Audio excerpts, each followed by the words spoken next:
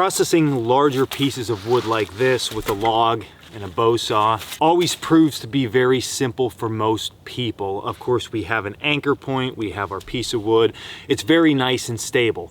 But what happens really quickly is if we need to process wood down further and we only have our knife and our Bowsaw, people start to struggle. It becomes very unsafe. This small piece starts rolling around. They don't know where to put their hand. They can't make it balance, or they may possibly be in the dirt trying to cut it. So I'm here today to show you a very simple and easy technique that you can utilize a Bowsaw to cut smaller pieces of wood. I personally think this is one of the most misunderstood techniques. A lot of individuals just don't understand when you would use this technique versus the traditional hand cut method I just showed you. And for me, it really comes down to just dealing with smaller pieces of wood. Anytime the wood is smaller than the saw blade itself, you want to switch over to this technique to keep yourself safe, and it's way more manageable. Now, in order to do this technique, we're going to take the end of our Bowsaw and drive it down in the ground ever so slightly, and we're going to lean some of our body weight onto it.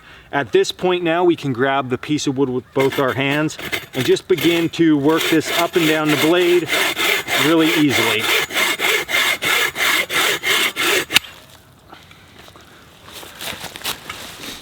And that quick, you can see I cut this. There was no struggling. It was very secure. I was even a little bit positioned weird just because of the camera, the way it was set up, and it was still very easy for me to do.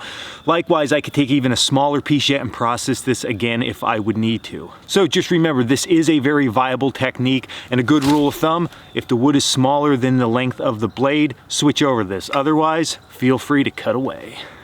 So that's it. This is Dan Woak with Coalcracker Bushcraft. I hope you enjoyed this tip, keeping yourself safe out here in the colder weather when you're starting to use saws to process out that firewood to keep yourself warm at night. Or maybe during the day if you're making some coffee or hot cocoa. Anyway, check us out at coalcrackerbushcraft.com. Did I already say that? I don't know. Check us out at coalcrackerbushcraft.com. Until next video, stay in the woods.